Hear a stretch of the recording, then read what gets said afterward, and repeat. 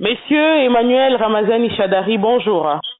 Bonjour, madame. Vous êtes du PPRD, parti membre du Fonds commun pour le Congo. Vous avez des critiques par rapport au processus électoral actuel. Vous n'êtes pas allé à l'enrôlement. Est-ce que ce parti maintient sa position jusqu'à aujourd'hui? Comment se présente cette position? Nous voulons qu'il y ait élection en décembre 2023 pour mettre fin de façon démocratique à la dictature que M. Félix Tshisekedi a instaurée dans ce pays. Nous voulons mettre fin, n'est-ce pas, à l'esprit négatif, à l'esprit des antivaleurs que Tshisekedi a amené dans notre pays. On commençait déjà à oublier. Il y a le régionalisme, il y a le tribalisme, il y a la corruption à grande échelle, il y a le clientélisme politique, et surtout, il y a l'incompétence notoire au sommet de l'État. Alors, dans l'entretemps, qu'est-ce qui se passe maintenant? La population croupit dans la misère profonde. On ne sait plus comment les gens vivent. Pour éradiquer tout cela, la première chose, il faut mettre une bonne gouvernance. Et cette gouvernance partirait par d'abord les élections. Et c'est pourquoi nous exigeons, nous, les élections au mois de décembre, ici, c'est possible. Mais avec la condition suivante.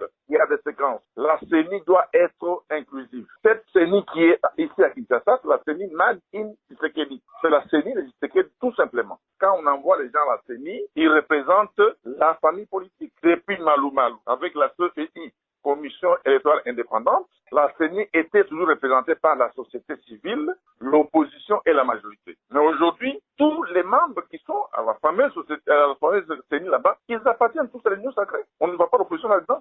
Peut-être une ou deux personnes de l'opposition. C'est la société civile. Donc, cette CENI là-bas n'est pas inclusive. Nous avons dit non, il faut d'abord récomposer cette CENI en respectant la loi sur l'organisation et le fonctionnement de la CENI. Il nous faut également une cour constitutionnelle mise en place selon les règles de l'art. Il faut respecter la loi portant organisation et fonctionnement de la Cour constitutionnelle. On ne peut pas nommer comme ça, tout ça. On prend les mêmes personnes, on prend les mêmes tribus, à gauche, à droite. CENI, vous connaissez la tribu, la province. La Cour constitutionnelle, le président, vous connaissez. Les PG près la Cour de cassation, près la Cour de constitutionnelle, ce sont les mêmes. Les ministres des Finances, ce sont les mêmes. Les ministres de l'Intérieur, les mêmes. Les ministres de la Justice, les mêmes. Vous comprenez, madame? La Banque centrale, ce sont les mêmes. Or, le Congo, c'est une mosaïque de peuples. C'est pour ça que vous n'êtes pas allé à l'opération d'enrôlement des électeurs. Comment on peut aller à l'enrôlement alors qu'il n'y a pas de CENI? Nous, on ne peut pas aller à l'enrôlement parce qu'il n'y a pas de CENI. La CENI n'existe pas à notre entendement. Elle n'existe pas. C'est pourquoi nous avons dit, on ne va pas à l'enrôlement. Si vous voulez faire votre enrôlement, faites-le. Mais vous avez constaté les dégâts. Vous avez constaté même sur le plan technique. Jusque-là, nous considérons qu'il n'y a pas d'enrôlement. Et nous devons vérifier le matériel là qu'on utilise pour enrôler a été acheté où? À quel prix? Tout ça sont des questions qu'on doit se poser avec transparence. Et il y a beaucoup de choses. Il y a l'insécurité à l'Est, madame. À l'Est, là-bas, aujourd'hui, on nous dit que à Rumangabo, c'est les troupes ougandaises qui sont là-bas. À Rutshuru, Kiwanja, les troupes ougandaises qui sont là-bas. Et les M23 sont où? Ils sont partis où? On ne nous montre pas là où on a mis les M23 jusqu'aujourd'hui. Mais on a dit que les M23 a quitté Rumangabo, les M23 a quitté Rutshuru, a quitté Kiwanja, Jomba, etc. Tout ça. Ils sont où? Le gouvernement doit nous éclairer. Est-ce qu'il y a l'insécurité à l'Est? Qu'est-ce qui se passe à l'Est? Est-ce que les gens s'enrôlent à Bunagana aujourd'hui? Dites-moi un peu. Est-ce que les gens s'enrôlent à Kiwanja aujourd'hui en toute quiétude avec leur fameuse CENI? Ce sont des questions. Vous voulez les élections en décembre 2023, monsieur Emmanuel, mais vous refusez d'aller à l'enrôlement. Ne trouvez-vous pas que vous voulez une chose au contraire? Il n'y a pas d'enrôlement jusque-là. Si on répond à tout ce que nous avons demandé, les gens vont s'enrôler. Ça ne prendra pas beaucoup de temps. Ne vous en faites pas. Remplacer les gens qui sont à la CENI là-bas. Mettre en place une nouvelle CENI. Ça ne prendra pas une semaine. Mettre en place une nouvelle Cour constitutionnelle. Ça ne prendra pas plus d'un mois. Avant décembre, tout cela est possible.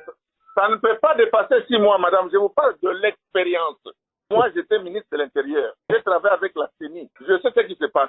Il y a 4 leaders de l'opposition congolaise, Martin Fayulu, Moïse Katumbi, Matata Mponyo, Delis Esanga, qui se sont réunis ici chez nous à Lubumbashi pour une réunion. Ils ont fait des déclarations. Malheureusement, nous n'avons pas vu des figures du FCC. Nous sommes d'accord avec tout ce qu'ils ont dit, du début à la fin.